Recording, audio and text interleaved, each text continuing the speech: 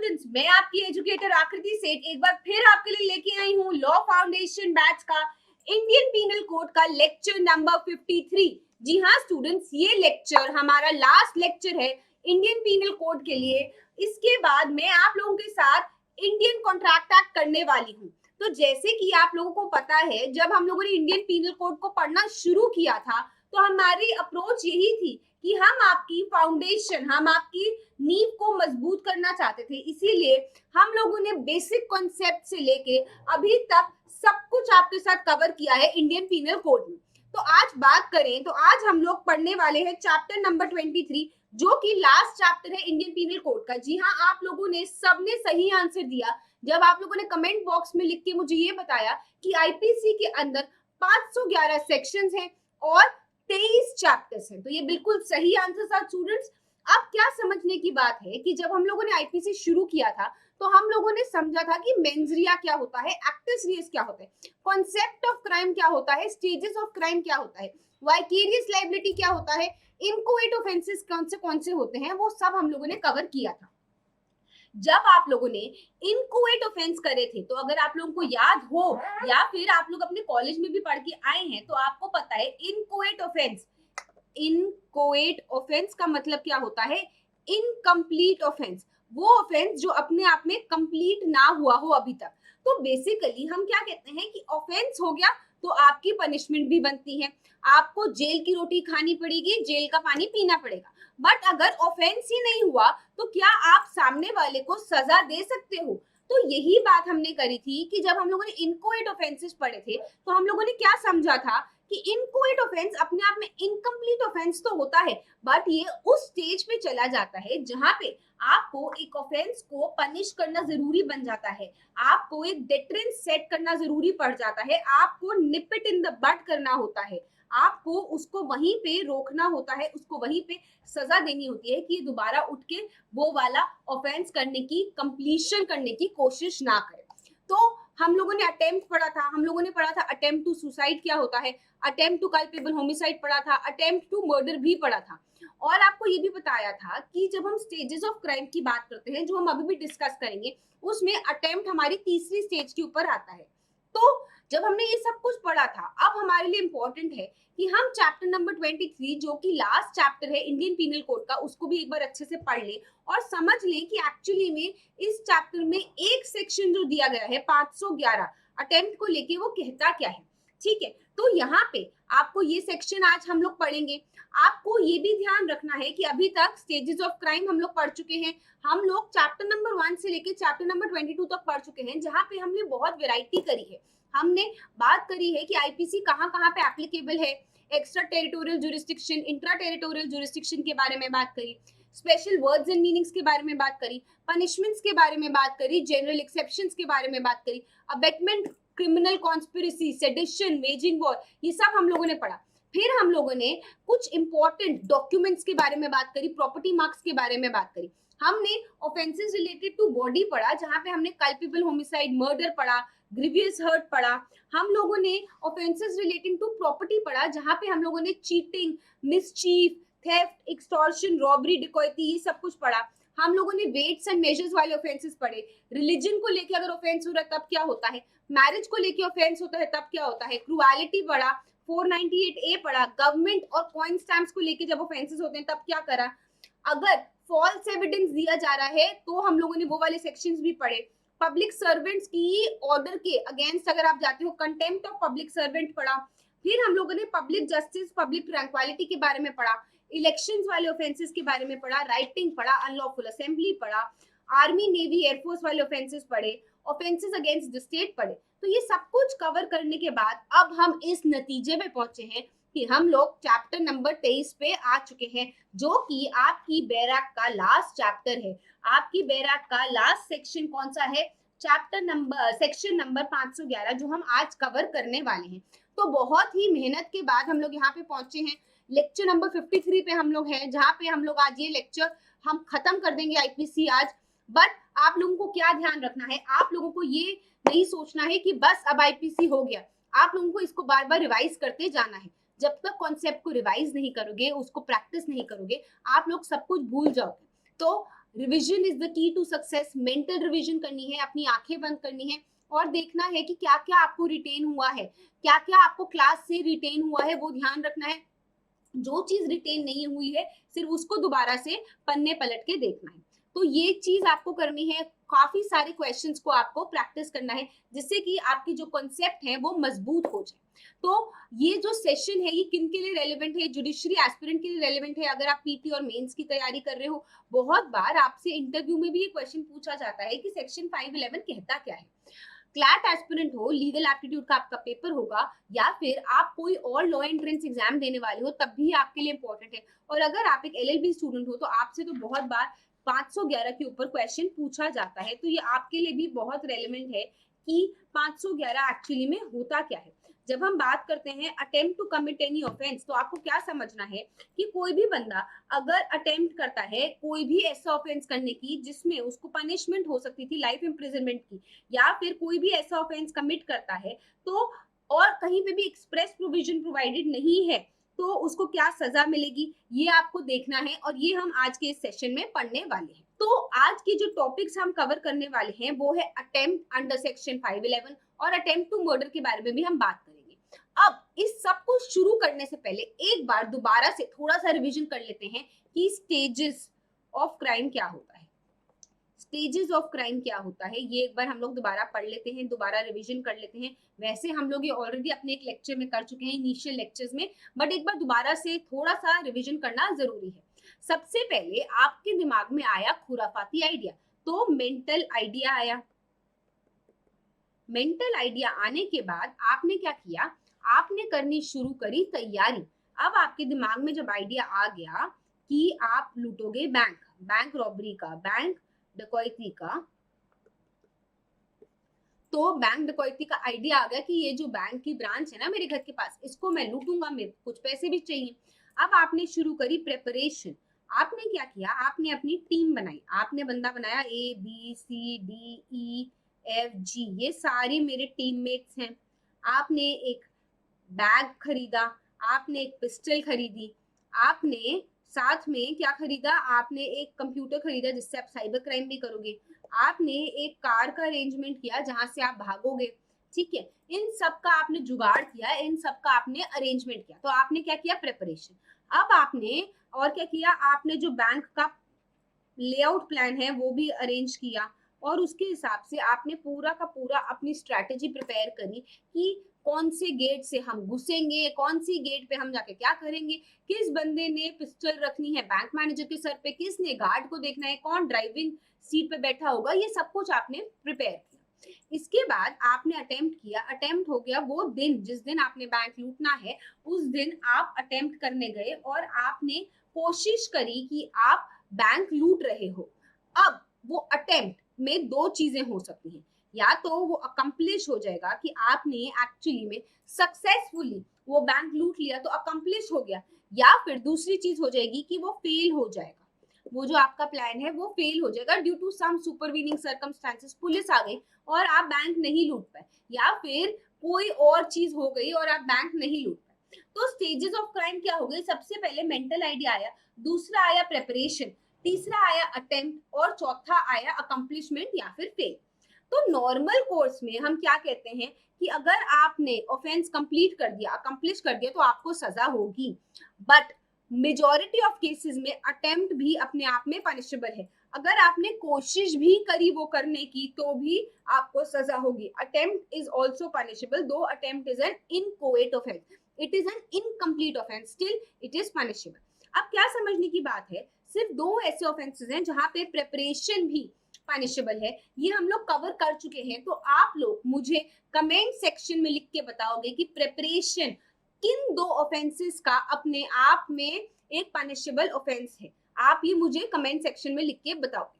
तो क्या समझना है कि अटेम्प्ट अपने आप में पनिशेबल बन जाता है और अटेम्प्ट के लिए आपको सजा होगी, बट अगर कहीं पे एक स्पेसिफिक प्रोविजन नहीं दिया गया कि कितनी सजा होगी इस अटेम्प्ट के लिए, तो हमारा एक रेजिड्यूरी प्रोविजन दिया गया है सेक्शन 511। तो अब क्या समझना है कि 511 क्या कहता है, 511 कहता है कि कोई भी बंदा अगर अटेम्प्ट करता है किसी ऑफेंस को करने के लिए जो कि पनिशेबल है बाय दिस कोड मतलब आईपीसी के अंदर, और imprisonment for life या फिर imprisonment या फिर cause such an offense to be committed and in such an attempt does any act towards the commission of the offense, तो वो guilty होगा for the offense of section 511 that is attempt. तो basically अगर कोई भी बंदा attempt करने जा रहा है कोई भी ऐसा ऑफेंस जो कि पनिशेबल है अंडर आईपीसी, वो ऑफेंस कैसा है जिसमें लाइफ इम्प्रिजनमेंट की सजा हो सकती थी, इम्प्रिजनमेंट की सजा हो सकती थी, या फिर कोई किसी से कोई ऑफेंस कमिट कराता है और ये अटेम्प्ट करता है towards the commission of the offence, तो उसको गिल्टी होगा अंडर सेक्शन 511. तो जहां पे कोई एक्सप्रेस प्रोविजन प्रोवाइडेड नहीं है, जहां पे कोई एक्सप्रेस प्रोविजन प्रोवाइडेड नहीं है इस कोर्ट में, और पनिशमेंट कितनी होगी, be punished with imprisonment of any description provided for the offence for a term which may extend to 1/2 of the imprisonment for life or as the case may be 1/2 of the longest imprisonment provided for that offense or with such fine as provided for the offense. तो जितनी सजा दी गई है उसका 1/2 punishment लगेगी, तो जितनी सजा दी गई है उसकी 1/2 सजा लगेगी. तो कितनी होगी 1/2 हाफ ऑफ सजा ऑफ द लाइफ इम्प्रिजनमेंट या फिर half of the longest term जो कि उसकी सजा प्रोवाइडेड है, या फिर फाइन भी देना पड़ सकता है. तो क्या समझने की बात है, समझने की बात यह है कि जहां पे अटेम्प्ट के लिए एक स्पेसिफिक प्रोविजन नहीं है वहां पे आपका रेजिड्यूरी प्रोविजन लगेगा जो है सेक्शन 511, जो ये कहता है कि अगर आप कोई भी ऑफेंस करने का अटेम्प्ट करते हो तो आपको सजा होगी half of the life imprisonment या फिर half of the longest term of the imprisonment, या फिर आपको फाइन भी देना पड़ सकता है, या फिर दोनों भी हो सकता है. तो कोई भी बंदा अगर अटेम्प्ट करता है टू कमिट एन ऑफेंस, इसका मतलब क्या है, कोई भी बंदा अटेम्प्ट करता है एक ऑफेंस करने का, can only mean whoever intended to do a certain act with the intention या फिर नॉलेज. तो बेसिकली जो भी बंदा इंटेंट करता है एक ऑफेंस करने का, उसकी क्या है, उसका मेंजरिया होना जरूरी है, उसकी इंटेंशन होना जरूरी है, या फिर उसकी नॉलेज होना जरूरी है जब वो ये चीज कर रहा है. और causes such an offense to be committed, या फिर वो किसी और बंदे को इंस्टिगेट करता है, इंटेंशनली एड करता है, इंगेज करता है किसी और बंदे को कि वो ऑफेंस करे, तो भी वो गिल्टी होगा अंडर सेक्शन 511. अगर आपको याद हो कि हम लोगों ने अबेटमेंट पढ़ा था सेक्शन 107 में, चैप्टर 5 हम लोगों ने पढ़ा था अबेटमेंट का. यहाँ पे हम लोगों ने क्या पढ़ा था, हम लोगों ने ये पढ़ा था कि कोई भी बंदा अबेटमेंट 3 तरीके से करता है. कौन से तरीके, इंटेंशनली एडिंग, जहां पे आप इंस्टिगेट कर रहे हो, प्रोवोक कर रहे हो उस बंदे को, या फिर आप क्या कर रहे हो, आप उसके साथ क्रिमिनल कॉन्स्पिरेसी कर रहे हो, या फिर आप उसके साथ इंटेंशनल एडिंग कर रहे हो, आप उसको मदद कर रहे हो. तो कोई भी बंदा अगर खुद से अटेम्प्ट करता है कोई ऑफेंस करने का, या फिर किसी और से अटेम्प्ट कराता है, causes such an offence to be committed, तो वो अपने आप में गिल्टी होगा अंडर दिस सेक्शन. तो does any act towards the commission of offense, तो बेसिकली इसका क्या मतलब है, इसका मतलब है कि कोई भी आप एक्ट कर रहे हो जो कि इन फर्दरेंस है of the commission of the offence. Does N overt act, तो बेसिकली यहाँ पे सिर्फ इंटेंशन नहीं है बट कोई एक्ट भी हो रहा है, इंटेंशन के साथ हो रहा है आपका एक्ट, तब हम मानेंगे कि यहाँ पे क्या हो रहा है आपका, you are doing an act towards the commission of the offence. ठीक है, अब क्या समझना है, जहां पे कोई भी प्रोविजन प्रोवाइडेड नहीं है हमारे आईपीसी के अंदर कि क्या सजा होगी, तो क्या माना जाएगा कि वहां पे आपको सेक्शन 511 को अप्लाई करना पड़ेगा. जैसे कि ए जो है runs after B with the hatchet intending to murder B, he is rescued before A gives a stroke, is he guilty under section 307 और अंडर दिस सेक्शन. तो बेसिकली आपको क्या समझना है कि अगर कोई भी सेक्शन प्रोवाइडेड नहीं है, तो आपके लिए 511 सेक्शन लगेगा. बट अगर कोई स्पेसिफिक सेक्शन प्रोवाइडेड है तो फिर वो स्पेसिफिक सेक्शन लगेगा. ठीक है, तो ये चीज को आपको ध्यान से समझना है कि जहां पे कोई सेक्शन प्रोवाइडेड नहीं है वहां पे आपका क्या लगेगा, वहां पे आपका लगेगा 511. अब वो कह रहा है कि is he guilty under section 307 क्या कहता है, अटेम्प्ट टू मर्डर, या फिर is he guilty under section 511. तो क्या समझना है, इलाहाबाद हाईकोर्ट ने क्या बोला कि this section basically section 511 will not apply to attempt to murder which is fully and exclusively provided by section 307. जहां पे आपका एक स्पेसिफिक सेक्शन दिया गया है वहां पे 511 नहीं लगेगा. 511 है एक residuary section. Residuary section 511 residuary section है। 307 स्पेसिफिकली क्या कहता है, अटेम्प्ट टू मर्डर। तो बेसिकली कोई भी अगर बंदा एक्ट करता है और उसकी इंटेंशन है या उसको नॉलेज है कि ऐसी सर्कमस्टांसेस होंगी कि इस एक्ट के कारण या तो डेथ हो जाएगी, तो वो गिल्टी होगा under murder, shall be punished with imprisonment of either description for a term which may extend to 10 years and shall also be liable to fine. और अगर हर्ट कॉज होती है तो जो ऑफेंडर है उसको लाइफ इम्प्रिजनमेंट भी हो सकती है या फिर कोई और इम्प्रिजनमेंट भी हो सकती है। अटेम्प्ट बाय लाइफ कन्विक्ट्स भी सेक्शन 307 के अंदर दिया गया है। तो जब ये सेक्शन की बात करते हैं, इस सेक्शन को 511 को हम 307 से वाइडर मानते हैं। 307 सिर्फ बात करता है अटेम्प्ट टू मर्डर की या फिर अटेम्प्ट बाय लाइफ कन्विक्ट्स की।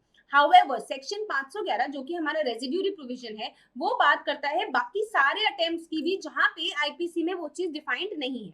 तो सेक्शन 307 के अंदर आप उसी एक्ट को लेके आते हो जिससे जो केपेबल है कि वो सामने वाले की डेथ कॉज कर दे, and it must also be the last proximate act जो कि नेसेसरी है इस ऑफेंस को कंप्लीट करने के।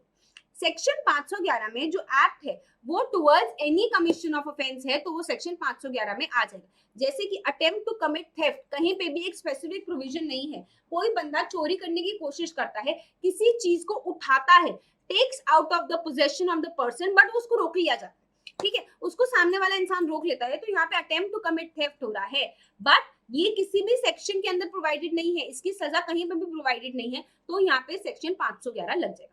However, ये जो प्रोपोजिशन है अंडर सेक्शन 307, ये एक ऐसा लास्ट एक्ट होना चाहिए, ये एक लास्ट प्रॉक्सिमेट एक्ट होना चाहिए जिस is no longer correct and the position under either section is the same.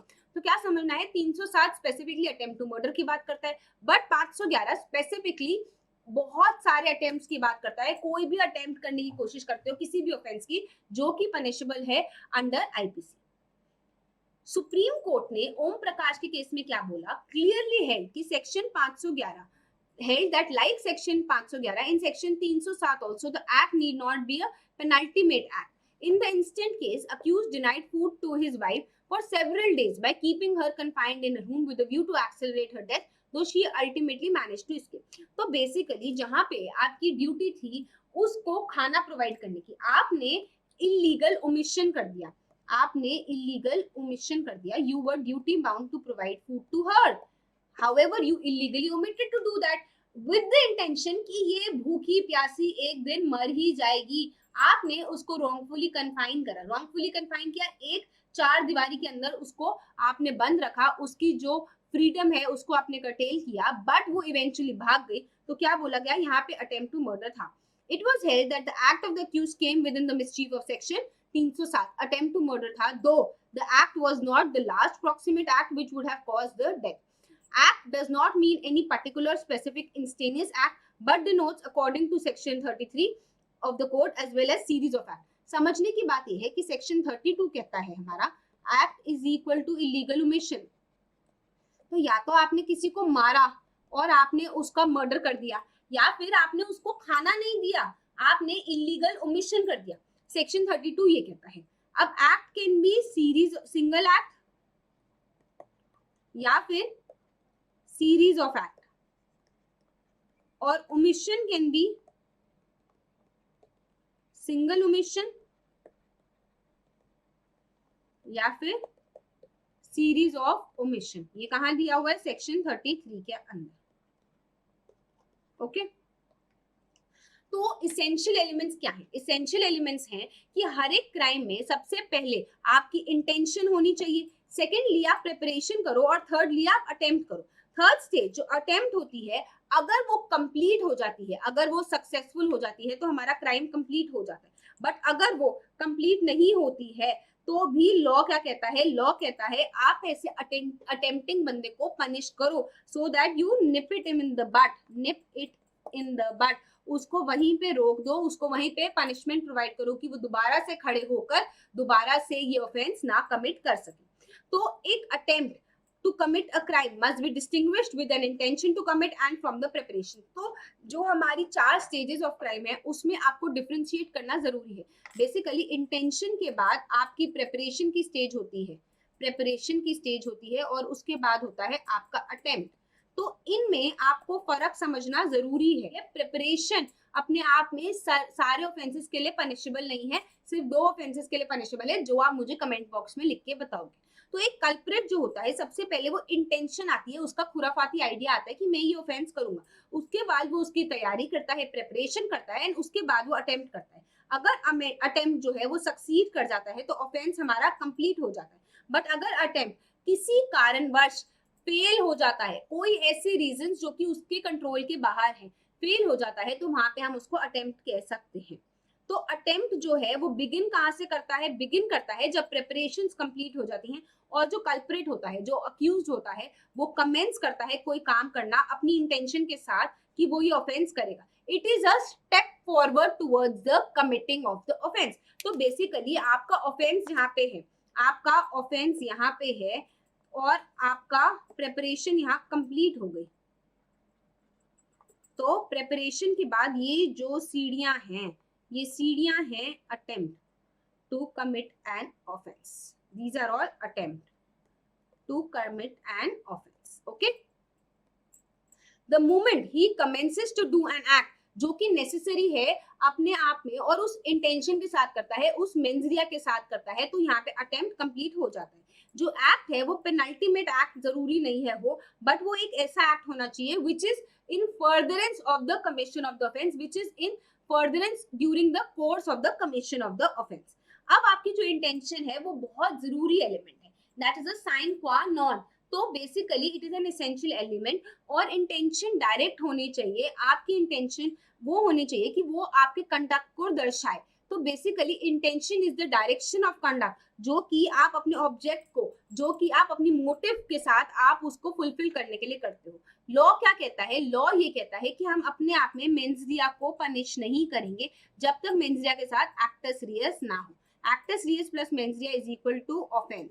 तो अगर मेंजरिया अपने आप में है, अगर आज मैं यहाँ पे बैठ के सोचती हूँ कि मेरे को मिस्टर एक्स का मर्डर करना है, या फिर मुझे फलाना ढमकाना बैंक को लूटना है, तो ये अपने आप में क्या पनिशेबल ऑफेंस है? आप कैसे प्रूव करोगे मेरे दिमाग में क्या है? दिमाग का जो लोचा होता है, केमिकल एलिमेंट्स जो मेरे दिमाग के अंदर है, वो कुछ भी सोच सकते हैं। तो बेसिकली आप किसी के दिमाग को पनिश नहीं कर सकते, किसी के खुराफाती आइडिया को पनिश नहीं कर सकते। बट जब उस आइडिया के बाद वो कोई स्टेप करता है उसको अटेम्प्ट करने के लिए, आप उसको पनिश कर सकते हो, जो कि एक स्टेप है towards the commission of an offence. Preparation क्या होती है? प्रेपरेशन तैयारी करना। अगर हम बोल रहे हैं कि आज हमारे घर में शादी है, तो उसकी, अब आपने जब सोचा था कि आप अपने घर में एक शादी करना चाहते हो, तो आपने ये, आपके दिमाग में पहले आइडिया आया था, फिर आपने रिश्ता ढूंढा, फिर रिश्ता पक्का होने के बाद आपने तैयारी करी, आपने बैंक्वेट हॉल को बुक करा, आपने कपड़े खरीदे, सोना खरीदा, आपने अपने रिश्तेदारों को बुलाया, आपने कार्ड छपवाए, आपने मिठाई के डब्बे मंगाए। ये सब कुछ क्या है? तैयारी करना, जहां पे आप अरेंजमेंट कर रहे हो मीन्स की, मेजर्स की, जो कि सारे जरूरी हैं उस शादी को कमिट करने के लिए, जो कि सारे जरूरी हैं उस ऑफेंस को कमिट करने के लिए। अब वो जो सारी प्रिपरेशन होती है आप वो कर रहे हो, तो ये होती है जहां पे आप अरेंजमेंट कर रहे हो, तैयारी कर रहे हो, चीजों को प्रोक्योर कर रहे हो, उनको सलीके से लगा रहे हो, वो सब होता है आपका प्रिपरेशन। तो क्या बोलता है ये वाला प्रोविजन जो है सेक्शन 511, ये कहता है कि हम प्रिपरेशन की स्टेज को नहीं पनिश करते, हम सिर्फ अटेम्प्ट की स्टेज को पनिश करते हैं, और प्रिपरेशन की नेक्स्ट स्टेज होती है आपकी अटेम्प्ट। जो लॉ है वो क्या अलाउ करता है? Locus spontaneity, and will not hold that a person who has attempted a crime until he has passed beyond the stage of preparation. तो प्रेपरेशन की जो नेक्स्ट स्टेज होती है वही पनिशेबल है। लोकस स्पॉन्टेनिटी क्या होता है? ये एक अपॉर्चुनिटी होती है जहां पे आप विड्रॉ कर सकते हो एक कॉन्ट्रैक्ट से, एक ऑब्लिगेशन से, उससे पहले कि वो कंप्लीट हो जाए। जहां पे आपने क्राइम को अटेम्प्ट नहीं किया, उससे पहले की जो स्टेज है जहां पे आप उसको विड्रॉ कर सकते हो, वो ये स्टेज होती है। तो क्या बोला जाएगा कि intention not followed by any act does not constitute an offence. मेरे दिमाग में बस एक आइडिया आया है कि मैं फलाना ढमकाना बैंक लूटना चाहती हूँ, तो ये अपने आप में एक पनिशेबल ऑफेंस नहीं है। बट अगर मैं उसकी तैयारी करना शुरू करती हूँ, बैंक लूटने के लिए अटेम्प्ट करती हूँ, वो अपने आप में एक ऑफेंस है। तो इनडायरेक्ट प्रिपरेशन जो है which does not amount to an act, वो भी अपने आप में क्या नहीं है? वो भी अपने आप में एक ऑफेंस नहीं है। That does not constitute either a principal offence या फिर अटेम्प्ट या फिर अबेटमेंट ऑफ द सेम। तो mere preparation to commit an offence is punishable only in 2 cases. कौन से हैं वो केसेस? जब वेजिंग वॉर हो रही है against the government of India, या फिर सेक्शन 126 जहाँ पे आप प्रिपरेशन कर रहे हो to commit depredation on the territories जहाँ पे इंडिया पीस में है, गवर्नमेंट ऑफ इंडिया पीस में है जिन टेरिटरीज के साथ, या फिर तीसरा जहाँ पे 399 के अंदर आप प्रिपरेशन कर रहे हो डकैती कमिट करने के लिए। तो ये 3 जगह हैं जहाँ पे प्रिपरेशन अपने आप में पनिशेबल ऑफेंस है, इसके अलावा preparation is not a punishable offence. अब जब हम अटेम्प्ट की बात करते हैं तो अटेम्प्ट क्या होता है? अटेम्प्ट होता है एक direct movement towards the commission of the offence. तो बेसिकली यहाँ पे मैंने प्रिपरेशन कर ली, प्रिपरेशन करने के बाद ये मेरा ऑफेंस है, यहाँ पे कंप्लीशन हो रहा है, ये जो मैं स्टेप्स ले रही हूँ all these are steps towards the attempt, these are direct movement towards the commission of offense.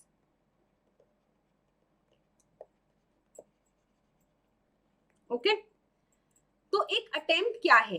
It is an intentional preparatory action जो अगर फेल कर जाए अपने आप में थ्रू द सर्कमस्टांसेस जो कि इंडिपेंडेंट है उस पर्सन की, जिस चीज के ऊपर आपका कंट्रोल नहीं है, अगर कोई सुपरवीनिंग सर्कमस्टांसेस हो जाए जिसके कारण वो फेल कर जाए तो हम अटेम्प्ट होंगे। बट अगर अटेम्प्ट है आपका कि आप एक सर्टन जगह पहुंचना चाहते हो, आप एक सर्टन ऑफेंस कमिट करना चाहते हो, अगर आपका वो अटेम्प्ट जो है वो सक्सेसफुल हो जाता है तो वो अकम्प्लिशमेंट हो जाता है। बट कोई ऐसी सुपरवीनिंग सर्कमस्टांसेस आ जाते हैं, कोई ऐसे हालात आ जाते हैं जो आपके कंट्रोल के बाहर है, आपके आपे के बाहर है, तो वो एक फेल्ड अटेम्प्ट होता है, बट वो भी पनिशेबल है।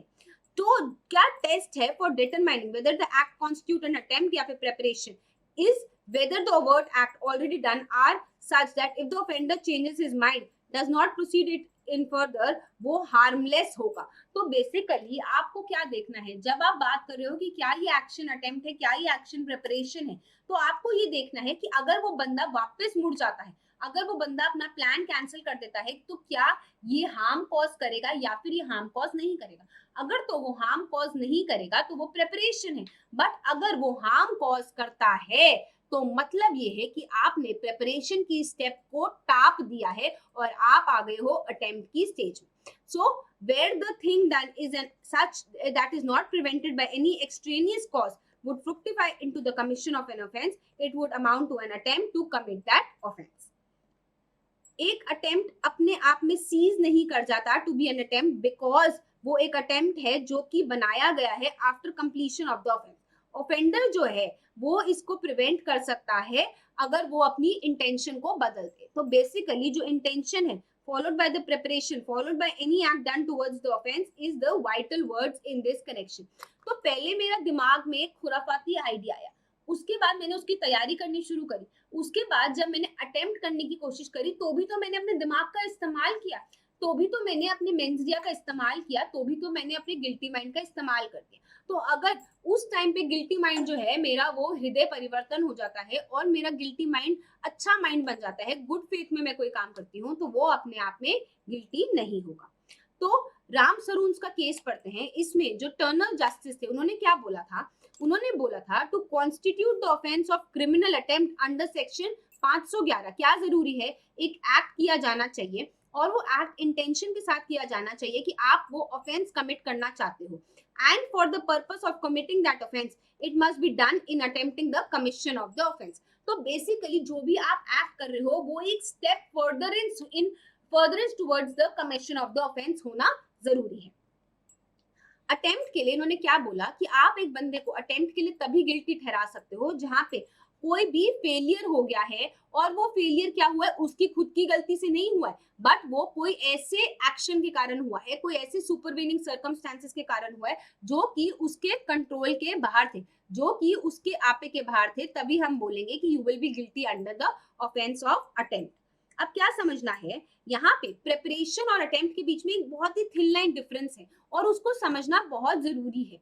अनडाउटेडली जो कल्प्रेट होता है सबसे पहले उसकी इंटेंशन आती है और उसके बाद वो उसकी तैयारी करनी शुरू करता है, वो प्रिपरेशन करनी शुरू करता है, एंड उसके बाद थर्ड स्टेज होती है आपकी attempt to commit an offence. अगर अटेम्प्ट जो है वो आपका सक्सेसफुल हो जाता है तो कमिशन ऑफ ऑफेंस हो जाता है, और अगर अटेम्प्ट फेल कर जाता है कोई ऐसे रीजंस के कारण जो कि आपके आपे के बाहर थे, तो वो एक फेल्ड अटेम्प्ट माना जाता है और आपको attempt to commit an offence की सजा होगी। तो attempt to commit an offence basically कहाँ शुरू होता है, जहां पे आपकी प्रिपरेशन खत्म होती है। तो आपकी इंटेंशन जो है वो बहुत जरूरी है जब आप अटेम्प्ट के लिए भी गिल्टी हो रहे हो। Movement he commences to do an act with the necessary intention, वहां पे हम बोलेंगे कि अटेम्प्ट शुरू हो गया। ये बहुत ही ज्यादा क्लियर है जब हम पढ़ते हैं जो जनरल एक्सेप्शन का जनरल एक्सप्रेशन दिया गया है हमारे सेक्शन 511 का। क्या कहता है? Attempt to commit the offence and is exactly what the provisions of section 511 IPC requires. तो प्रिपरेशन क्या है? प्रिपरेशन का मतलब है कि आप तैयारी कर रहे हो, आप अरेंजमेंट कर रहे हो, जो कि जरूरी है for the commission of offence. It differs widely from attempt which is a direct movement towards the commission of offence. अब क्या क्वेश्चन कि क्या ये सर्टेन एक्ट जो है ये अपने आप में प्रिपरेशन है या फिर अटेम्प्ट है, ये एक ऐसा क्वेश्चन है जो कि फैक्ट्स एंड सर्कमस्टेंसेस के बेसिस पे देखा जाएगा। एक अटेम्प्ट जो होता है वो डायरेक्ट मूवमेंट होता है towards the commission after the preparation has been made. तो बेसिकली जो ग्रेटर डिग्री ऑफ डिटर्मिनेशन है, मेरे मनोबल में जो ज्यादा डिटर्मिनेशन है, जितनी मैं डिटर्मिन्ड हूं करने का, उसमें अटेम्प्ट में वो ग्रेटर होगा और प्रिपरेशन में वो कम होगा। तो जो act remotely leads to the commission of an offense are not considered to be an attempt to commit it, but the acts are immediately connected with the attempt. So difference between mere preparation and actual attempt to commit an offense consists in the greater degree of determination. कितना मेरे मन में मैंने ठाना है कि मुझे bank लूटना है, कितना मैंने मन में ठाना है कि मुझे मिस्टर एक्स का खून करना है, वो जो जितना मैंने स्ट्रांगली ठाना है और उसको ठान के मैंने जो भी एक्ट किया है towards the furtherance of the offence बन जाता है मेरा अटेम्प्ट। तो एक attempt to commit an offence can be an act, can be a series of act, can be an omission, can be a series of omission which ultimately क्या result करता है, which ultimately results into an offence is called an attempt. तो एक act जो कि आप कर रहे हो towards the commission of an offence जो eventually does not lead to an offence because आपका जो डिटर्मिनेशन है वो इतना स्ट्रांग नहीं है, तो हम उसको क्या कहेंगे? हम उसको कहेंगे ये अभी भी प्रिपरेशन की स्टेज पे है। तो जो अटेम्प्ट होता है वो उस नेचर में होता है that it is itself very clear कि उसमें क्रिमिनल इंटेंट का होना लाजमी है। Criminal attempt bears criminal intent. तो क्या समझने की बात है, अटेम्प्ट के अंदर आपकी इंटेंशन होना बहुत जरूरी है। तो हर एक चीज अपने आप के लिए बोलती है। आपका जो एक्ट होगा, आपका जो अटेम्प्ट को जो कॉन्स्टिट्यूट कर रही हैं चीजें, वो अपने आप में दिखना चाहिए कि यहाँ पे प्राइमा फेसाई आपकी इंटेंशन थी इस ऑफेंस को करने की, बट वो नहीं हो पाया because of some supervening circumstances. अब क्या समझना है? Neither the mere forming of an intention to commit the crime is punishable, या फिर प्रिपरेशन भी अपने आप में पनिशेबल नहीं है। अब जो डिवाइडिंग लाइन है between a mayor preparation and attempt is something very thin, बहुत ही माइन्यूट डिफरेंस है। और ये क्वेश्चन कई बार कोर्ट्स को डिसाइड करना होता है on the basis of facts of the circumstances, और बहुत ही ज्यादा डिफिकल्ट क्वेश्चंस है ये डिसाइड करना कोर्ट्स के लिए। बट इसका कोई भी स्ट्रेट जैकेट फॉर्मूला नहीं है। कोर्ट्स को हर एक केस के बेसिस पे अपने आप इवैल्यूएट करना पड़ता है कि क्या यहाँ पे स्टेज ऑफ प्रिपरेशन थी, क्या जो डिटर्मिनेशन थी वो इतनी स्ट्रॉन्ग थी कि अटेम्प्ट बन गया या फिर नहीं बना। जो टेस्ट है वो क्या है कि क्या अटेम्प्ट के बाद, क्या प्रिपरेशन के बाद कोई ओवर्ट एक्ट किया गया था जो कि था, जहां पे अगर जो बंदा है, ऑफेंडर है, वो अपना माइंड बदल भी देता, उसका हृदय परिवर्तन हो भी जाता, तब भी हार्म कॉज हो जाता। अगर हार्म कॉज हो जाता तो हम क्या बोलेंगे? वो अटेम्प्ट की स्टेज है। बट अगर हार्मलेस होता तो वो प्रिपरेशन की स्टेज है। अब क्या समझना है, जो ये डिस्टिंक्शन है अभिनंदन Mishra versus state of Bihar के केस में क्या बोला कि प्रिपरेशन और अटेम्प्ट के बीच में डिफरेंस है, और अटेम्प्ट वहां शुरू होता है जहां पे प्रिपरेशन खत्म होती है। और क्या बोला गया कि एक person attempt to commit a particular offence कब होता है? जब उसकी इंटेंशन है कि वो एक पर्टिकुलर ऑफेंस को कमिट करेगा, और जब उसने सारी तैयारी कर ली है और तैयारी करने के बाद इंटेंशन के साथ वो शुरू करता है अपना एक्ट करना towards the commission of an offence, जो कि एक्ट अपने आप में पेनल्टीमेट एक्ट ना भी हो, बट वो एक एक्ट है during the course of the commission of the offence, तो उसको हम क्या मानेंगे? अटेम्प्ट मानेंगे। तो बेसिकली अटेम्प्ट करने के लिए सबसे पहले क्या जरूरी है?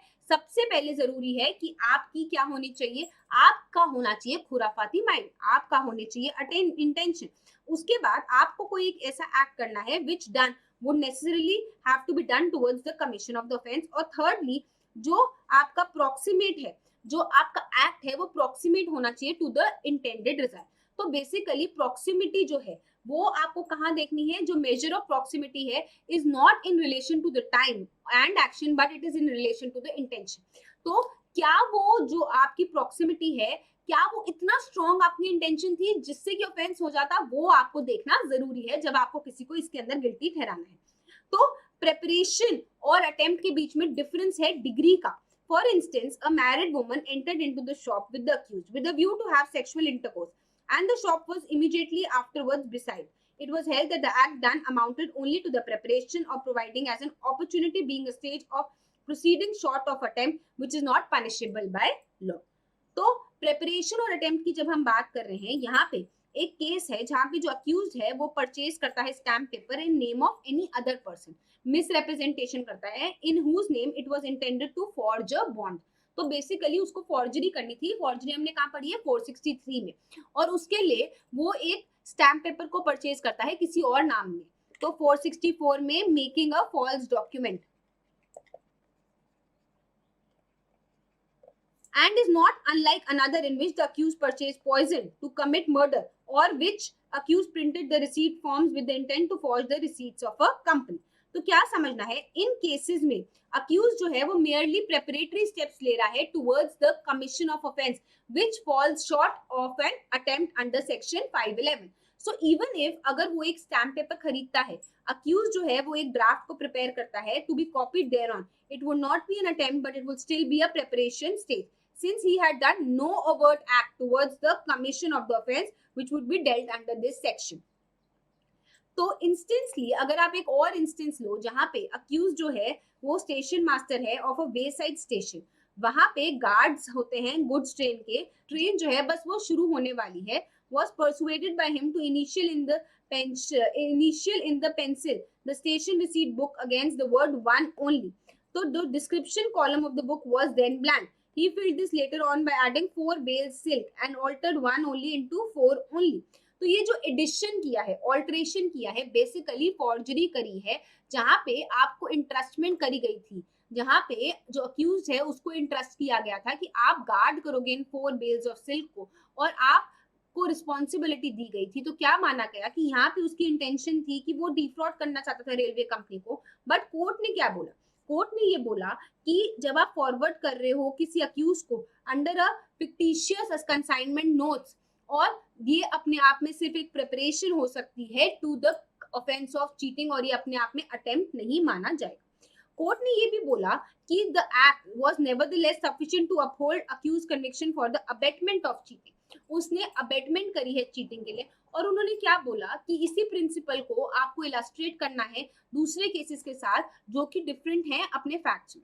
जो अक्यूज है बाकू, उसको प्रोसिक्यूट किया गया था at Sholapur for having taken a girl under 16 years of age from the place of Tuljapur in Nizam's territory and there dedicated her to the goddess with the intent कि, और knowing it likely that वो minor थी जिसको employ किया जाता prostitution के, उसको charge किया गया under section 372, but the court acquitted her, holding that the removal of the minor from Sholapur to Tuljapur was at the most a preparation for the commission of offence, and such did not constitute to either the principal offence या फिर abetment को constitute नहीं करता। तो जब आप इन cases को देखते हो, आप इन केसेस को कंपेयर करते हो, तो आपको क्या समझना है कि क्या इंटेंशन था, क्या अटेम्प्ट हुआ, क्या प्रेपरेशन है, उनको समझना जरूरी है। As compared to the cases, जब आप देखते हो कि अगर आप किसी बंदे को देख रहे हो कि उसकी पर्सन है, उसका इंटेंट था अपॉन कॉन्ट्रैक्टिंग अ बाइगेमियस मैरिज, उसका स्पाउस होते होते उसको दूसरी शादी करनी थी, आप उसको कन्विक्ट नहीं कर सकते of an attempt if he had not done anything other than the bigamous marriage. So a person could not be convicted of an attempt to cheat on the mere fact he is found against him that he had fraudulently inducted the octroi office to grant him a certificate entitling him to obtain a refund of the octroi duty.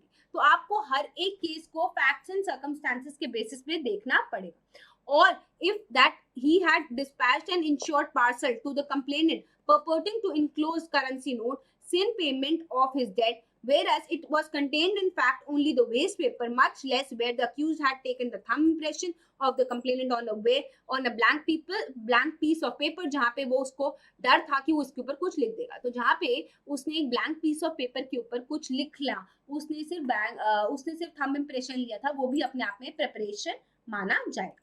तो आपकी जब intention है कि आप किसी को पास करना चाहते हो to be prosecuted to the police jacket under his arm with the intent to pass himself as a policeman, तो बेसिकली आपने किसी पुलिस वाले की जैकेट को पहन लिया और आप सामने वाले को ये दिखाना चाहते हो कि आप पुलिसमैन हो, तो आपको किसके लिए कन्विक्ट किया जाएगा? आपको सेक्शन 171 के लिए कन्विक्ट किया जाएगा, जहां पे आप उनके कोई कपड़े पहन रहे हो, उनका कोई टोकन पहन रहे हो, उनका कोई गार्ड पहन रहे हो, and it is not more than a preparation to commit the offence.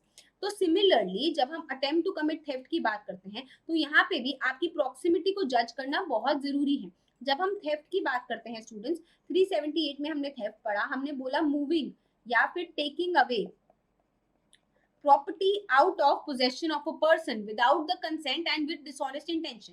तो एग्जाम्पल के तरीके से अगर ए जो है वो विश करता है टू पिक बीज pocket, the fact that he has seen shadowing him is too remote, and so is the fact that he lifted the tail of B's coat to ascertain is there anything in the pocket. But if the same object A puts his hand into B's pocket, then it is clearly an attempt. तो basically अगर उसके coat को हल्का सा उठा रहा है तो ये अटेम्प्ट नहीं हुआ, बट अगर वो उसकी जेब में हाथ डाल देता है तो ये अपने आप में अटेम्प्ट होगा, इवन दो उसकी पॉकेट में कुछ भी ना हो। तो क्या समझना है, अगर एक अटेम्प्ट हो रहा है हाउस ब्रेकिंग का, जो हम लोग 445 में पढ़ के आए हैं, जहां पे अक्यूज जो है वो एक होल बनाता है वॉल के अंदर विद द व्यू कि वो एंट्री ऑब्टेन करेगा, but before the whole could be completed he had to run away leaving it unfinished on being surprised. Such a case was where the accused who had offered to sell off the complainant a bag full of coins which were found to be counterfeit. He was arrested before their delivery. तो यहाँ पे भी accused liable होगा, किस चीज के लिए accused liable होगा? For attempt to commit an offence, जहाँ पे उसने जो ड्यूटी थी उसको कमिट करने में वो फेल कर जाता है, जो ऑफेंस उसको करना था उसको कमिट करने में वो फेल भी कर जाता है, क्योंकि कोई ऐसे सर्कमस्टांसेस हो गए, कोई ऐसी सुपरवीनिंग सर्कमस्टांसेस हो गए जो उसके कंट्रोल के बियॉन्ड है, तो ऑफेंस कंप्लीट नहीं हो पाया, अकम्प्लिशमेंट नहीं हो पाई, but he will be guilty of attempt. जैसे कि इलस्ट्रेशन ए की बात करें to the section, A is guilty of an attempt to commit theft because theft would have been committed but for the circumstances that a factor independent of his own violation intervened. तो उसके आपे के बाहर कोई factor आ जाता है, उसके control के बाहर कोई फैक्टर आ जाता है और उसके कारण वो ऑफेंस नहीं कर पाता, तो वो गिल्टी होगा for attempt to commit theft. Similarly Blackburn ने एंड मेलर जस्टिस ने क्या डिसाइड किया रागिनी वर्सेस हेंसलर के केस में, कि एक अक्यूज को आप कन्विक्ट कर सकते हो for attempt to steal a watch although he is frustrated by the fact that the watch was securely fastened by the guard। तो जब वो चोरी करने लगा था तब गार्ड ने उसको वापस ले लिया था, स्टिल वो अटेम्प्ट के लिए आप उसको गिल्टी करा सकते हो। But where a person intending to administer poison to another prepares and administers some innocuous substance believing it to be poison, यहाँ पे आप उसको कन्विक्ट नहीं कर सकते हो फॉर अटेम्प्ट टू पॉइजन। अब क्या समझना है, कुछ ऑफेंसेस होते हैं जो कि इम्पॉसिबल ऑफेंसेस होते हैं। तो इम्पॉसिबल ऑफेंसेस कौन से होते हैं उनको समझना भी जरूरी है। तो एक ऑफेंस क्रिमिनल अटेम्प्ट पॉसिबल सिर्फ उसी का हो सकता है जो ऑफेंस पॉसिबल है, बट जो ऑफेंस अपने आप में पॉसिबल ही नहीं है वो उसका क्रिमिनल अटेम्प्ट भी नहीं हो सकता। तो offence of criminal attempt is possible even though the offence attempted can not be committed as and when a person intended to pick another's pocket thrust his hand into the pocket but वो empty है, तो भी आप उसको attempt के लिए punishable ठहराओगे। So it is possible to attempt to commit an impossible theft also. So the offense against the code because theft is itself an offense against the code. तो अब वो जो थेफ्ट है, वो जो चोरी है, वो करना इम्पॉसिबल था क्योंकि उसकी पॉकेट में कोई माल ही नहीं था, बट स्टिल आप उसके लिए उसको गिल्टी ठहरा सकते हो क्योंकि चोरी करना अपने आप में एक पनिशेबल ऑफेंस है। अब क्या समझना है, it is necessary to show that the means adopted are sufficient. Thus, where a man threatens the life of another with a child's pop gun using a cork as a projectile, या फिर tries to pickpocket of a man who is well beyond the reach of his hand, no attempt either to commit murder या फिर steal can have been said जब तक वो offense जो है वो आपकी reach के बाहर है। तो जहां पे आप एक ऐसा एक्ट करते हो जिसको आप करने के लिए इनकेपेबल हो. Example, trying to steal from an empty room या फिर एम्प्टी पॉकेट, और trying to kill a person by shooting at the bulge in a bed thinking it to be enemy. No attempt can be said to have been committed. IPC में trying to steal from an empty pocket अपने आप में एक attempt to commit theft माना जा सकता है, जो कि हमारा इलस्ट्रेशन बी कहता है सेक्शन 511 की. अब पढ़ना है आर वर्सेस शिवपुरी का केस. आर वर्सेस शिवपुरी के केस में क्या देखा कि जो एप्लेंट है उनको अरेस्ट किया गया by customs officer while he was in possession of a suitcase which he believed to contain prohibited drugs. Analysis करने के बाद क्या पता चला कि उसके अंदर ड्रग्स नहीं थे बट हार्मलेस वेजिटेबल मैटर था. It was held that true construction of section 1 of the criminal attempts act 1981, a person is guilty of an offence of an attempt merely if he does an act which is more than merely preparatory to the commission of the offense which he intended to commit, even if the facts are such that the actual offense is impossible. Since the appellant had done the acts which were more than the preparation, उसको आप convict कर सकते हो. तो क्या समझना है, impossibility of performance हो जाती है. अगर ऐसा हो जाता है कि जो भी बंदा अगर इम्पॉसिबल है उसके लिए परफॉर्मेंस करना, for making a person liable for attempt to commit an offence can be seen in two aspects. जहां पे सब्जेक्ट मैटर को लेके कोई बात हो रही है या फिर जहां पे इनसफिशिएंसी ऑफ मींस को लेके बात हो रही है. तो अगर सब्जेक्ट मैटर को लेके बात हो रही है तो क्या समझने की बात है, यहाँ पे आपको ऑब्जर्व करना होगा ऐसी सिचुएशन को जहां पे प्रेजेंस है सब्जेक्ट मैटर का या फिर एब्सेंस है सब्जेक्ट मैटर की.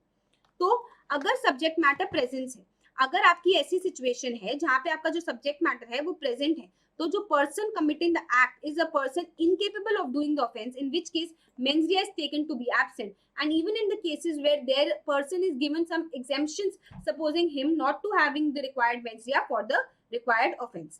Illustration लेते हैं, अगर जो X है एक lunatic है, unsound person है and he kills Y, he is not liable for the act of causing death. He is not liable for the offense of murder because वो section 84 के अंदर आ जाएगा. He will be covered under the general exceptions. So basically आपको क्या देखना है कि even though actors तो हुआ है बट वो जो एक्ट है वो फॉरबिडन बाय लॉ नहीं है, क्योंकि यहाँ पे मेंस रिया आप एट्रीब्यूट नहीं कर सकते. तो एब्सेंस ऑफ मेंस रिया हो गया. सेकंड एग्जांपल लेते हैं. एक्स जो है इन प्राइवेट या सेल्फ डिफेंस डेथ कॉज कर देता है किसी की, he will not be liable under section 302 because वो भी हमारे प्राइवेट डिफेंस के अंदर जनरल एक्सेप्शंस के अंदर कवर हो जाएगा. एक और पॉइंट जो आपको ध्यान रखना है वो क्या है कि एक एक्ट को जब आपको क्रिमिनल अटेम्प्ट मानना है तो मेंस रिया वो ही होना चाहिए, सेम होना चाहिए, and to the same extent as that is required for the primary offence, as that is required for the main offence. तो बोथ एग्जांपल्स में जो आपका मेंस रिया है वो एब्सेंट है, क्योंकि पहले एग्जांपल में वो बंदा ल्यूनेटिक था और दूसरे एग्जांपल में वो बंदा जो भी कर रहा था सेल्फ डिफेंस में कर रहा था. तो अगर ऐसा ऑफेंस है, अगर ऐसा केस है जहां पे आप ऑफेंस कर रहे हो which is incapable of commission by an incapable person, और जो प्राइमा फेसाई ऑफेंस हो रहा है वो आप एट्रीब्यूट नहीं कर सकते हो to the attempt for that offence.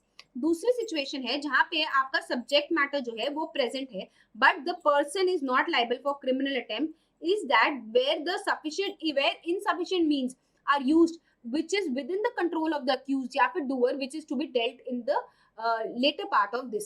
ठीक है, तो अब क्या समझना है, अगर आपका सब्जेक्ट मैटर एब्सेंट है तो बेसिकली आपको दो चीजें देखनी है. पहली चीज वो सिचुएशन कहाँ होगी 307 के अंदर जो कि हो गया अटेम्प्ट टू मर्डर, और दूसरी सिचुएशन होगी 511 के अंदर जो कि हो गया attempt to commit any offence.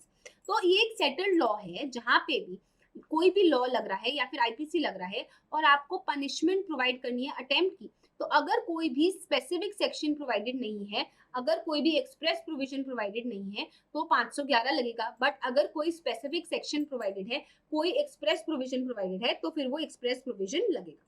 तो वासुदेव बलवंत गोगटे 1932 के केस में क्या बोला गया, ये बोला गया कि finally settled in this case that section 511 और सेक्शन 307 आर एक्सक्लूसिवली डिस्टिंक्ट, और वो एक दूसरे को कंट्रोल नहीं करते, उन दोनों का एक दूसरे के ऊपर कोई इफेक्ट नहीं है. ये भी आपको ध्यान रखना है. अब क्या देखना है, सेक्शन 307 जो कि बात करता है अटेम्प्ट टू कमिट मर्डर, वो क्या कहता है कि जो एक्ट है must be the last possible act जो कि केपेबल है कि सामने वाले की आप डेथ कॉज कर पाओ, which would be amounted to murder if not prevented by extraneous matters. तो बेसिकली अगर किसी सुपरवीनिंग सर्कमस्टांसेस के कारण आपने रोका नहीं तो वो एक्चुअली में मर्डर हो जाता, तभी हम उसको अटेम्प्ट टू मर्डर कहेंगे under section 307। But each case has to be examined under the circumstance. जैसे कि हर एक फैक्ट्स एंड सर्कमस्टांसेस को आपको इवैल्यूएट करना पड़ता है, आपको ध्यान देना पड़ता है कि हर एक चीज में क्या फैक्ट्स हैं केस के अंदर, और कोई स्ट्रेट जैकेट फॉर्मूला नहीं है।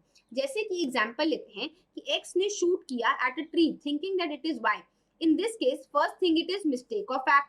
Secondly, here the person has shooted a tree with the intention to cause death of why. The intention is crystal clear. तो क्या माना जाएगा कि जब हम अटेम्प्ट टू मर्डर की बात कर रहे हैं, कोई भी बंदा अगर कोई एक्ट कर रहा है और उसकी इंटेंशन है या फिर उसकी नॉलेज है कि ऐसे सर्कमस्टांसेस होंगे कि सामने वाले की डेथ कॉज हो जाए, तो ही will be guilty of murder, shall be punished with imprisonment of either description for a term which may extend to 10 years, या फिर उसको जुर्माना देना पड़ सकता है, और अगर सामने वाले को हर्ट कॉज हो जाती है तो उसको लाइफ इम्प्रिजनमेंट भी हो सकती है। ठीक है, तो ये चीज आपको ध्यान रखनी है 307।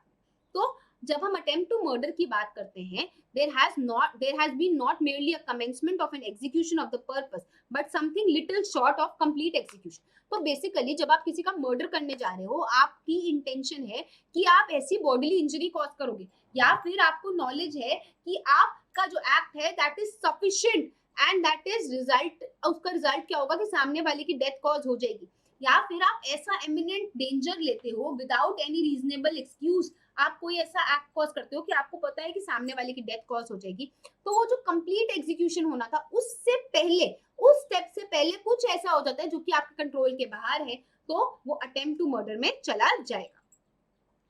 तो उड़ीसा हाईकोर्ट ने क्या बोला? उड़ीसा हाईकोर्ट ने बोला कि causing of injuries with the intention of causing death but which do not result in death does not come under this section, whether the act committed must be capable of causing death। Bombay high court ने क्या बोला? एक act जहां पे आप commit करते हो, accused must be an act capable of causing death in the natural and ordinary course of things and if the act complained of is not of the description, accused cannot be convicted under this section। तो आपको जब conviction support करनी है under section 307, तो आपको क्या दिखाना है कि जो एक्ट है, जो अक्यूज है, वो एक्ट कर रहा है विद सच गिल्टी इंटेंशन या फिर नॉलेज, और ऐसी सर्कमस्टांसेस हैं जहां पे अगर इंटरवीनिंग सर्कमस्टांसेस ना होते, अगर सुपरवीनिंग सर्कमस्टांसेस ना होते, नॉर्मल कोर्स में सामने वाले की डेथ कॉज हो ही जाती, आपको ये देखना है। बॉम्बे हाईकोर्ट ने क्या बोला कि there may be an attempt under section 511 which does not come within the section 307। Allahabad high court ने जब बात करी कि हमें अटेम्प्ट अंडर सेक्शन 511 और attempt to murder under section 307 का समझना है डिफरेंस, तो उन्होंने क्या बोला? उन्होंने रेग वर्सेस कैसिडी में क्या बोला कि section 511 does not apply to attempt to commit murder which are fully and exclusively provided by section 307। Lahore high court ने डिफरेंस किया अपने ओपिनियन में फ्रॉम द बॉम्बे हाईकोर्ट, और क्या बोला कि इट इज नॉट नेसेसरी कि कोई ऐसी इंजरी होनी चाहिए जो कि इन्फ्लिक्ट की जाए जो कि अपने आप में सफिशिएंट हो in ordinary course of nature कि सामने वाले की डेथ हो जाए, and this section will apply even if वहां पे कोई भी हर्ट कॉज नहीं हुई। तो कॉजिंग ऑफ हर्ट अपने आप में एक एग्रीवेटिंग सर्कमस्टांसेस को नहीं दर्शाता। कोर्ट ने ये भी ऑब्जर्व किया कि all that is necessary to be established is the intention. आपको मेंजरिया को एस्टैब्लिश करना जरूरी है।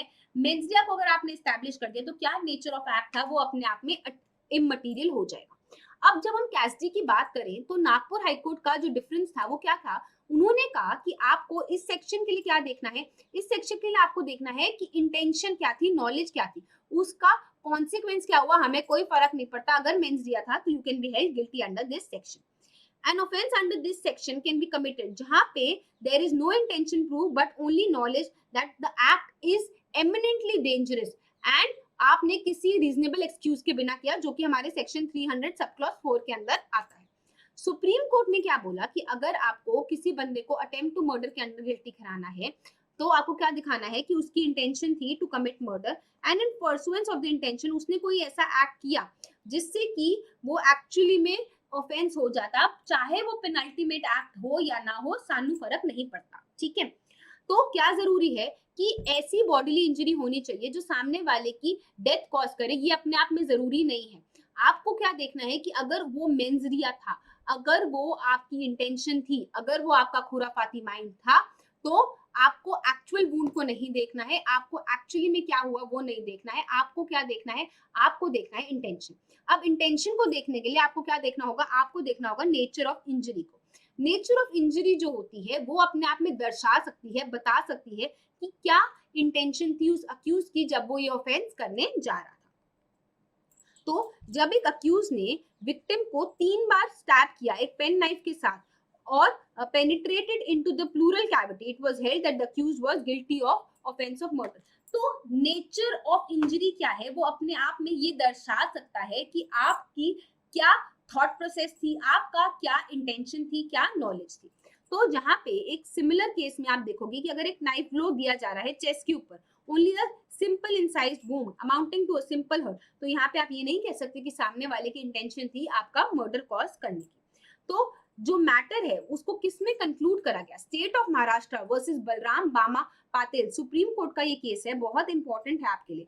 क्या बोला इन्होंने यहाँ पे, इन्होंने बोला जब आपको किसी को कन्विक्ट करना है अंडर दिस सेक्शन, तो इट इज नॉट नेसेसरी कि आप बॉडीली इंजरी दिखाओ, कि वो बॉडीली इंजरी जो थी वो सफिशिएंट थी कि वो डेथ कॉज कर सके, बट आपको क्या दिखाना है, आपको दिखाना है इंटेंशन, आपको दिखाना है नॉलेज अंडर द सर्कमस्टेंसेस जो कि मेंशन्ड है इस सेक्शन के अंदर। Repeating the same thing, Hari Singh के केस में सुप्रीम कोर्ट ने क्या बोला, इंटेंशन हो या नॉलेज हो, वो इंटेंशन और नॉलेज इतनी होनी चाहिए कि वो नेसेसरी हो कि आप मर्डर का ऑफेंस कर पाओ। विदाउट दिस इंग्रेडिएंट आप अपने आप में अटेम्प्ट टू मर्डर नहीं बना सकते। तो पहले आपको क्या देखना है, आपकी इंटेंशन और नॉलेज इतनी सफिशिएंट थी कि आप मर्डर का ऑफेंस कर सको। अगर yes, then only attempt to murder का ऑफेंस हो सकता है, वरना अटेम्प्ट टू मर्डर का ऑफेंस नहीं हो सकता। तो nature of weapon used, manner in which it is used, motive of the crime, severity of the blow, part of the body जहां पे इंजरी हुई है, ये कुछ फैक्टर्स हैं जिनको आप कंसिडर कर सकते हो जब आप एक्चुअली में देखने जा रहे हो कि इंटेंशन क्या थी। तो स्टूडेंट्स, आज के इस लेक्चर में हम लोगों ने अटेम्प्ट पढ़ा अंडर सेक्शन 511। हम लोगों ने ये पढ़ा कि ये जो 511 का सेक्शन है ना, ये एक जनरल प्रोविजन है, ये एक रेजिड्यूरी प्रोविजन है कि जहां पे भी आपका कोई स्पेसिफिक प्रोविजन प्रोवाइडेड नहीं है अटेम्प्ट को लेके, वहां पे ये 511 का सेक्शन लग जाता है। अब जैसे कि जहां पे कोई स्पेसिफिक प्रोविजन है 307 जैसे कि अटेम्प्ट टू मर्डर, वहां पे आपका ये 511 नहीं लगता, वहां पे आपका 307 लगता है। बट जहां पे अटेम्प्ट टू थेफ्ट है, जैसे कि वहां पे कोई भी सेक्शन नहीं प्रोवाइडेड है कि क्या सजा होगी, तो वहां पे आपका सेक्शन 511 को हम लगा सकते हैं। सेक्शन 511 चैप्टर नंबर 23 में है और ये आप लोगों का लास्ट चैप्टर है जो कि हम लोगों ने आईपीसी में आज डील किया है, और काफी सारे एग्जाम्पल्स के साथ, काफी सारे केस लॉज के साथ हमने आज इसको खत्म किया है। तो स्टूडेंट्स, आई होप आप लोगों को मजा आया हो, आप लोगों को आईपीसी का ये पूरा फाउंडेशन बैच के माध्यम से जो हम लोगों ने एक मेजर लॉ है आईपीसी, जो कि एक सब्सटैंटिव लॉ है, आपको ये अच्छे से समझ आया हो और आप लोगों को कॉन्सेप्ट क्लैरिटी आई हो, आप लोगों को केसेस समझ आए हो, बैराक की जो मोटी मोटी लैंग्वेज है जिसको हमने क्रिस्प फॉर्म में आपको प्रोवाइड किया है, आपको वो समझ आया हो। आप लोगों को क्या ध्यान रखना है कि regular revision is a must, क्योंकि होता क्या है कि हमारे पास जुडिशरी में या फिर लॉ के अंदर इतने सारे सब्जेक्ट्स हैं कि जब हम इतना सब पढ़ रहे होते हैं हम लोग पीछे का भूलते जाते हैं। तो regular revision is the key to success, आपको ये चीज ध्यान से करनी है। आप लोग लॉ वाला के माध्यम से बार बार हमारे पीडब्ल्यू के ऐप पे जा सकते हैं, लॉ सिलेक्ट कर सकते हैं, फाउंडेशन बैच सिलेक्ट कर सकते हैं, वहां पे जाके आप आईपीसी सिलेक्ट करके मेरे इन लेक्चर्स को बार बार देख सकते हैं, और आप लोग ये क्लास नोट्स को भी डाउनलोड कर सकते हैं, और आप लोग डीपीपी जो कि डेली प्रैक्टिस पेपर्स होते हैं उनको भी प्रैक्टिस कर सकते हैं, जो क्विज फॉर्म में भी अवेलेबल है आपके लिए। तो क्या ध्यान रखना है कि इंडियन पीनल कोड बिल्कुल भी टफ चैप्टर नहीं है, बिल्कुल भी टफ सब्जेक्ट नहीं है। 511 सेक्शंस हैं जो कि बहुत ज्यादा सेक्शंस होते हैं, 23 चैप्टर्स हैं, बट ये अपने आप में बहुत ही इंटरेस्टिंग है। अगर आपको बॉलीवुड से इंटरेस्ट है तो आप लोगों को कई सारी मूवीज में बहुत सारे ऑफेंसेस हो जाते हैं, बहुत सारी चीजें सीखने को मिलती हैं, और स्पेसिफिकली अगर आपने थ्योरेटिकल नॉलेज पढ़ी हो, अगर आप इनको अपनी डे टू डे लाइफ में अप्लाई करेंगे, मूवीज पे अप्लाई करेंगे, तो आपकी बहुत सारी चीजें जो हैं वो यूं झटपट हो जाएंगी। तो जुड़े रहिए लॉ वाला के साथ for good quality content, and मिले जल्द मुझे मेरे आने वाले नेक्स्ट सीरीज में जहां पे हम इंडियन कॉन्ट्रैक्ट एक्ट शुरू करने वाले हैं। Thank you so much for today's session, students. All the best. Have a good day.